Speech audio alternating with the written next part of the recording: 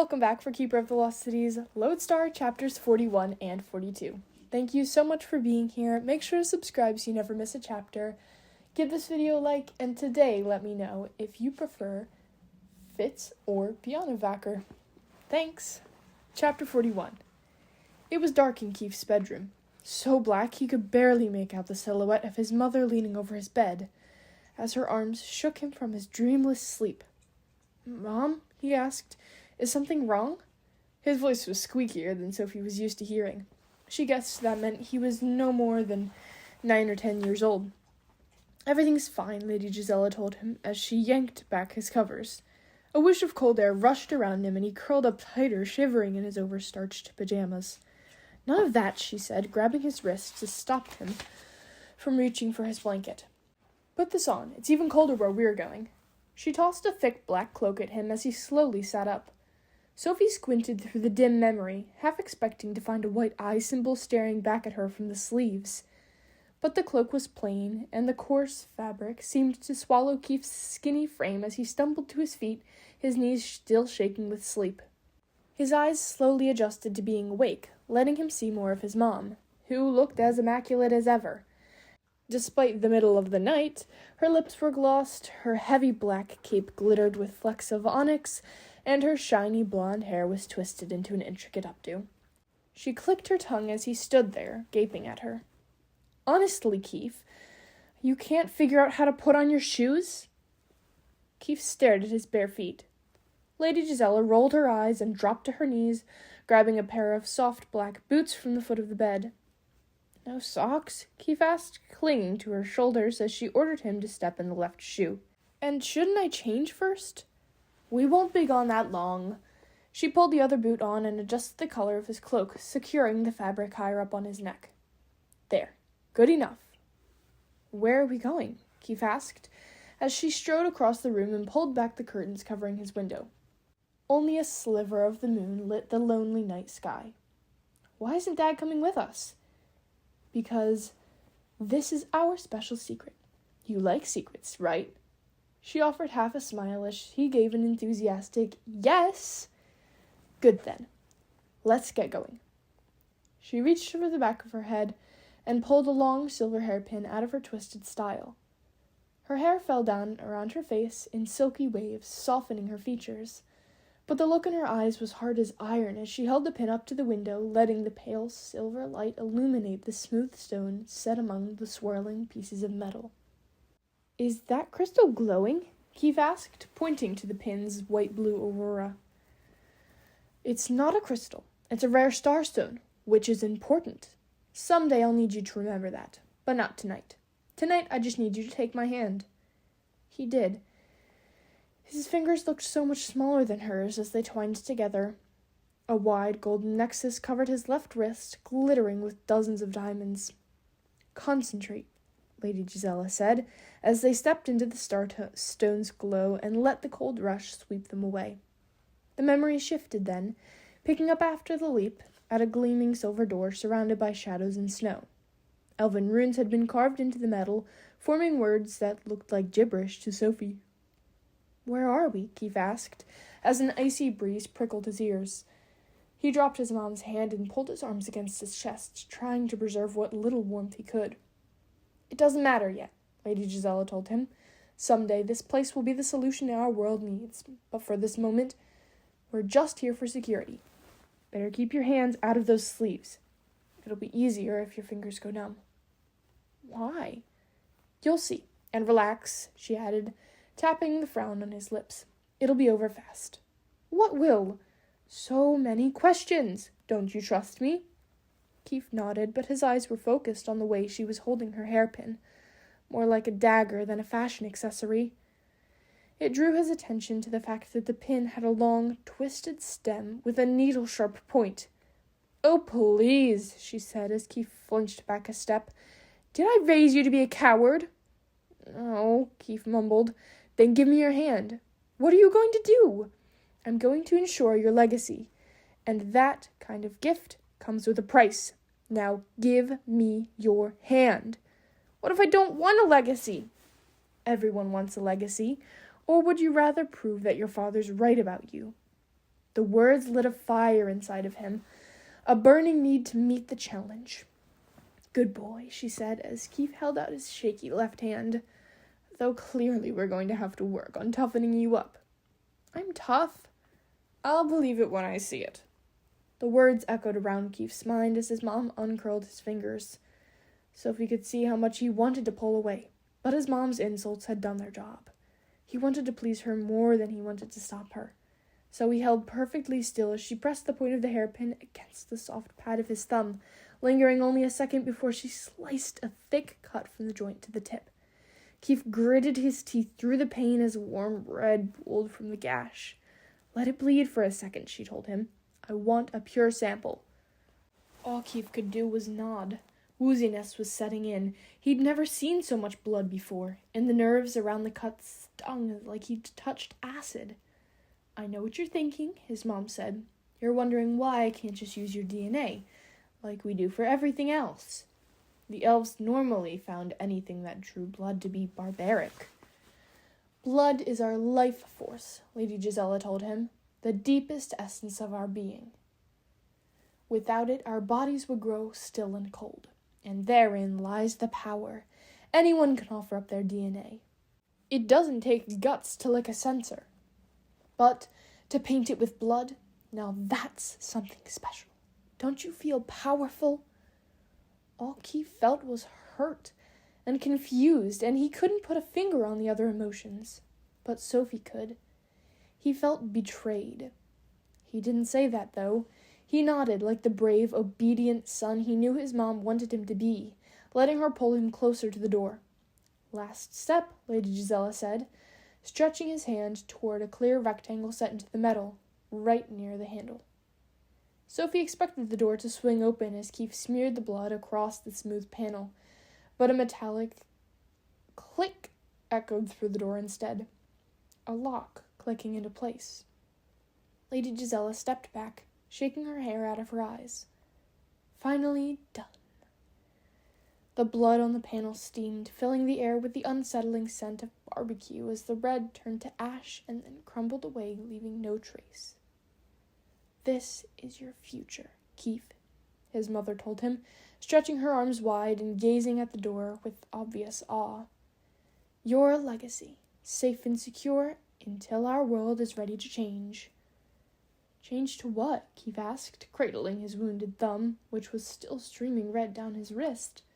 Of course, his mother hadn't thought to bring him a bandage. She didn't answer him either. She just grabbed his elbow and held her hairpin up to the light, leaping them both back to Keefe's room. "Starstones," she told him, twisting her hair back into a sleek style and pinning it in place. "Always remember the path back to where they've been. You'll need to know that someday."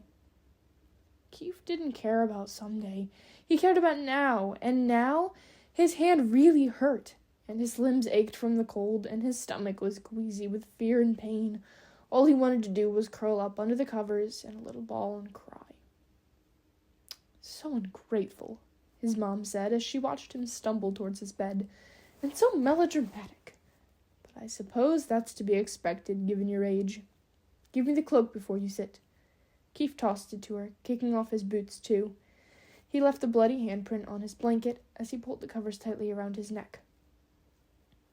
Lady Gisela crinkled her nose.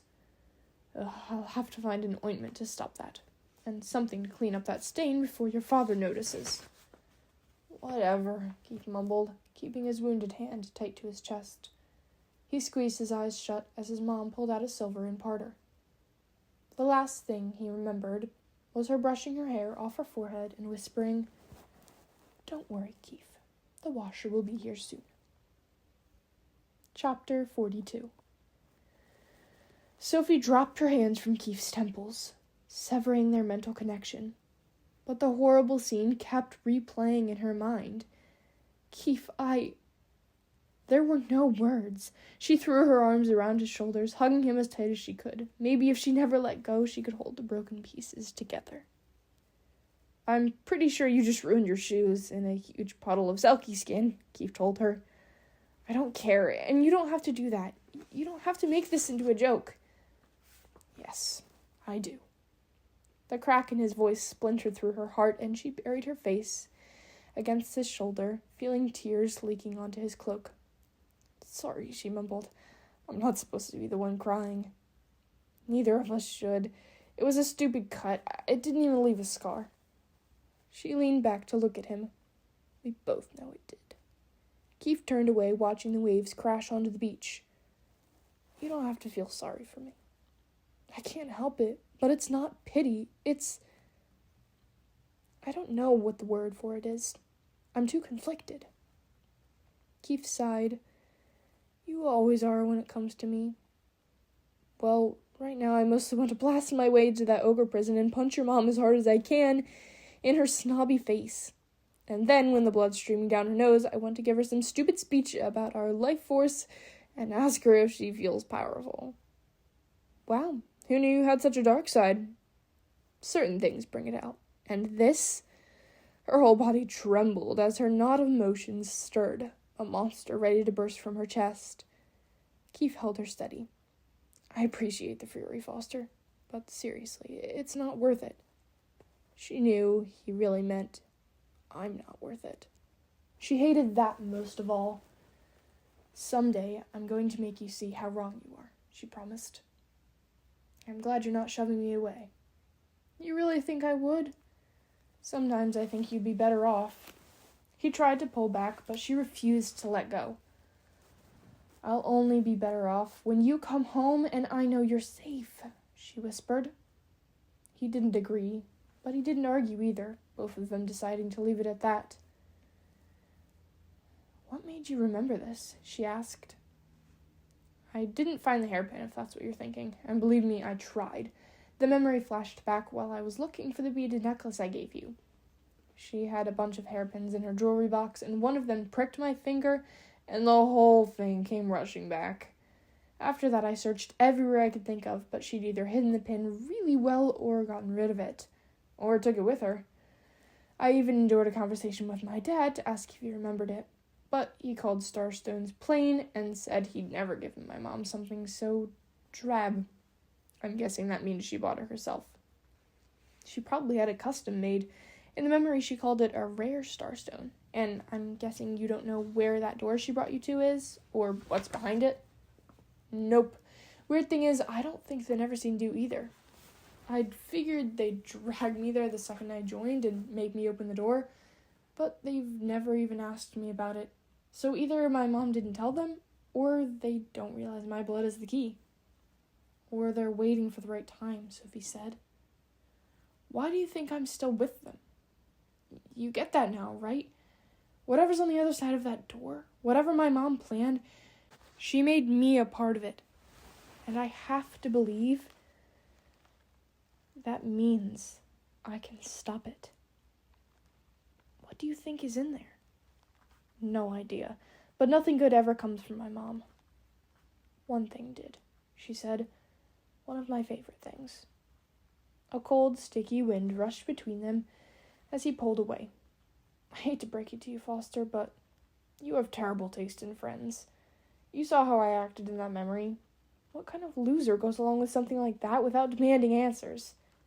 A boy who's been bullied and manipulated his entire life. That's how verbal abuse works. It drains you bit by bit until there's nothing left and you stop fighting." "Yeah, well, I also knew she was erasing the memory. Did you catch that at the end? I was 9 when that happened. I definitely knew what washers were by then. I knew what was going to happen, and I didn't stop it because I wanted to forget. I chose to be oblivious." "I would have done the same thing," a crisp, accented voice said behind them. Sophie's cheeks burned. She'd gotten so lost in the memory, she'd forgotten Fitz was there. "Sorry," he mumbled. "I didn't mean to butt in, but seriously, Keefe, you made it sound like 9 years old is so grown up. You were just a kid. And you know what kids do? They trust their parents, even when part of them knows that something feels off, because our parents are our world. And what do you think would have happened if you'd told your mom no? Do you think you would have gotten out of there without giving up some of your blood?" "I take it this means you were eavesdropping on Foster's thoughts the whole time?" Keefe asked. Not at first, but then Sophie gasped, and when I asked if you guys were okay, you didn't respond. So I slipped past her blocking just to make sure nothing weird was happening, and I couldn't stop watching. The whole time I kept asking myself how I'd feel if I'd remembered something like that. What I'd do if I knew I was a part of something that feels so ominous. And I'm pretty sure the answer is I'd do whatever I had to stop it. Keefe blinked hard, and Sophie didn't think it was from the sandy wind. Joining the Never Seen was the only thing I could think of that might help, he whispered. I know I've made some mistakes, and I know it's going to get messier and messier, but this is working, and I am learning things. That's why I had you meet me here. I won't be able to talk tonight, and I didn't want to lose a whole nother day. Your parents are still in danger. Don't let them drop their guard. I don't know when Fenton will make his move, but I know he still has plans for them. And I found out something bigger this morning. Something really big. Fenton's been trying for weeks to get the ogres to meet with him, to reconcile. And last night, King Dimitar finally agreed. That concludes chapters 41 and 42 of KOTLC Lodestar. I'll see you tomorrow for 43 and 44. Bye!